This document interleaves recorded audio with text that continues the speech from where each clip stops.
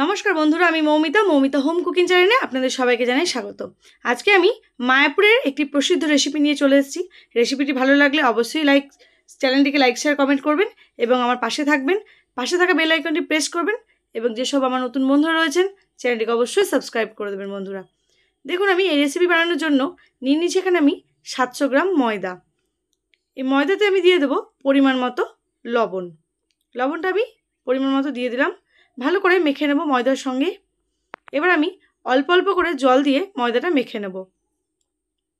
দেখুন, অল্প করে জল দিয়ে ময়দাটা আমি মেখে নেব। তো ময়দাটা আমার কিন্তু মাখা প্রায় কমপ্লিট হয়ে গেছে। দেখুন, এরকম একটা ডো তৈরি হয়েছে। এই ডোটাকে আমি 1 ঘন্টার জন্য ঢাকনা চাপা দিয়ে রেখে দেব। এখানে নিয়েছি আমি 5টা আলু ডুমো করে কেটে নিয়ে নিয়েছি। এখানে একটা টমেটো কেটে, 1 চামচ গোটা জিরে নিচে, এখানে পাকা লঙ্কা নিচে, এখানে ভাজা মশলা 1 চামচ, গোটা গরম মশলা আর নিচে এখানে আদা কুচোনো। এবার আমি ময়দাটা খুলে নিলাম ঢাকনাটা। দেখুন, নরম হয়ে গেছে কিন্তু ময়দাটা একদম। এবার এতে আমি কিন্তু জল দিয়ে দেব। জল দিয়ে দিলাম।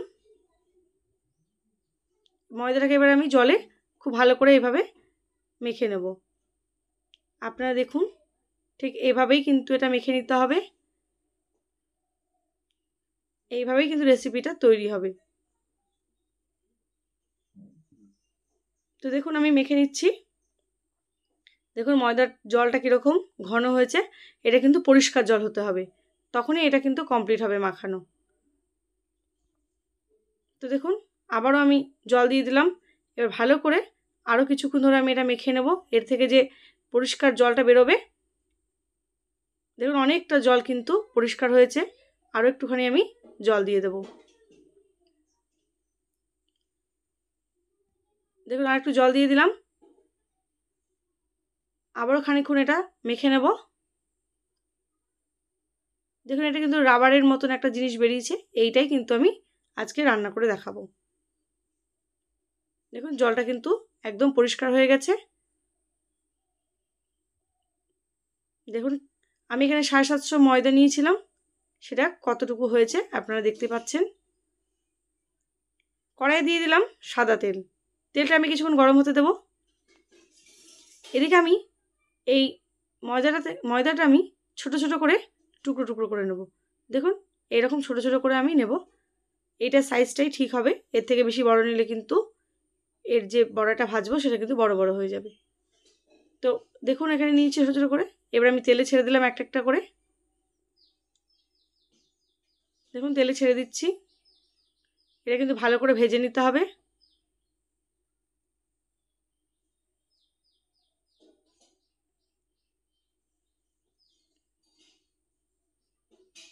দেখুন, উল্টে নেব। এটা কত সুন্দর ফুলে ফুলে উঠছে। তো এবার আমি এটা তুলে নেব। এগুলো সব ভাজা হয়ে গেছে। একটা জায়গায় আমি এটা তুলে নিচ্ছি। তো বন্ধুরা, এই রকম রেসিপি পেতে অবশ্যই আমার পাশে থাকবেন এবং আমাকে সাপোর্ট করে যাবেন। আবার আমি একটা একটা করে দিয়ে দিলাম তেলে। এই মায়াপুর রেসিপিটি খুবই ভালো, খেতেও খুব স্বাদের। এটা আপনারা অবশ্যই গোটা ভিডিওটা সম্পূর্ণ দেখবেন। দেখুন, সমস্ত আমি ভেজে নিয়েছি, এইরকম ফুলে উঠেছে। এটাকে উল্টে দেব। এই সাইডটা একদম ভাজা হয়ে গেছে। এবার আমি এটা তুলে নিয়েছি। দেখুন, এটা দেখতে কত সুন্দর লাগছে, একদম পকোড়ার মতন। এবার সাদা তেলে আমি দিয়ে দিচ্ছি ফোড়নে গোটা জিরে, শুকনো লঙ্কা, তেজপাতা। এখানে আমি 1/2 চামচ গোটা জিরে ব্যবহার করেছি। ফোড়নটা একটু ভাজা হয়ে এলে আমি এবার এতে দিয়ে দেবো আলু। তো ফোড়নটা কিন্তু ভাজা হয়ে গেছে। এবার আমি এতে দিয়ে দিচ্ছি আলু। আলুটা কিন্তু আমি একটু লাল করে ভেজে নেব। নাড়াচাড়া করে নিচ্ছি।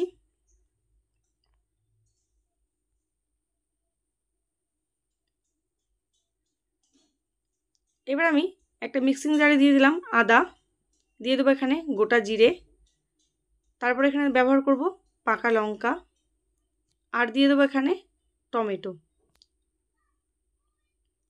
টমেটোটা দিয়ে দিচ্ছি। এবার আমি এটা ব্লেন্ড করে নেব। এদিকে আলুটা কিন্তু অনেকটাই ভাজা হয়ে এসছে। দিয়ে দেবো এখানে আমি গোটা গরম মশলা। গোটা গরম মশলা দিয়ে আমি ভালো করে নাড়াচাড়া করে নেব। দিয়ে দিলাম এখানে হাফ টমেটোটাও আমি ভালো করে নাড়াচাড়া করে নিচ্ছি। এবার দিয়ে দিচ্ছি আমি এখানে পরিমাণ মতো লবণ, দিয়ে দেবো অল্প সামান্য হলুদ গুঁড়ো। ভালো করে নাড়াচাড়া করে নেব। এবার আমি যে মশলাটা আমি মিক্সিং জারে বেটে রেখেছিলাম সেটা এবার আমি দিয়ে দিলাম। এখানে কিন্তু আমি কালারের জন্য কোনো কাশ্মীরি লঙ্কা গুঁড়ো ব্যবহার করছি না, যেহেতু আমি পাকা লঙ্কাগুলো দিয়েছি সেহেতু কালার কিন্তু এমনি হয়ে যাবে। তো ভালো করে নাড়াচাড়া করে নিচ্ছি। দিয়ে দিলাম এখানে ভাজা মশলা। এই ভাজা মশলায় কিন্তু মৌরি, ধনে, গোটা জিরে এবং শুকনো লঙ্কা রয়েছে। এটা আমি কাঠখোলায় নেড়ে গুঁড়ো করে রেখেছি। আপনারা চাইলে আপনাদের আমি একবার রেসিপিতে দিয়ে দেবো। তো মশলা কষানো ভালো মতো হয়ে গেছে। দিয়ে দিলাম এখানে জল, পরিমাণ মতো জল দিয়ে আমি ভালো করে নাড়াচাড়া করে নেব। এবারে কিছুক্ষণ আমি এটা ফুটতে দেবো। একটু ফুটে এলেই দেখুন বন্ধুরা ফুটতে শুরু করেছিল। এবার আমি এখানে বড়াগুলো দিয়ে দিলাম। ভালো করে নাড়াচাড়া করে নেব। দেখুন নাড়াচাড়া করে নিচ্ছি ভালো করে। তো কিছুক্ষণের জন্য ঢাকনা চাকা দিয়ে রাখলাম। তো ঢাকনা তুলে নিয়েছি। দেখুন ফুটছে খুব ভালো। আবারও নাড়াচাড়া করে নেব। এটা কিন্তু এখনও রেডি হয়নি, আরও কিছুক্ষণ হবে, আলুগুলো একটু সেদ্ধ হবে। এবার আমি এখানে দিয়ে দিলাম গরম মশলা গুঁড়ো, সানরাইজের গরম মশলার হাফ চামচ মতো গুঁড়ো দিলাম। এবার দিয়ে দিলাম এখানে হাফ চামচ ঘি। ঘিটা কিন্তু অপশনাল, আপনারা চাইলে দেবেন অথবা নাও দিতে পারেন। ভালো করে নাড়াচাড়া করে নিচ্ছি। আলু কিন্তু একদম সেদ্ধ হয়ে গেছে বন্ধুরা, দেখুন।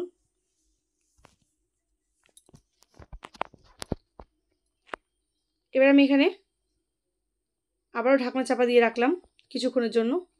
ঢাকনা খুলে নিলাম। দেখুন কি সুন্দর কালারটা হয়েছে। তো বন্ধুরা আপনাদের কেমন লাগলো অবশ্যই আমাকে কমেন্ট করে জানাবেন। আর এই রেসিপিটি বাড়িতে অবশ্যই আপনারা বানিয়ে করে খাবেন এবং আপনাদের আত্মীয়স্বজনকে করে খাওয়াবেন। আপনাদের আশা করছি ভালো লাগবে এবং এটা বুঝতেই পারবেন না এটা কিসের সবজি বা কী দিয়ে রান্না হয়েছে। তো আশা করি আপনাদের সমস্ত ভিডিওটি ভালো লাগলো। ভালো থাকবেন, সুস্থ থাকবেন। নমস্কার।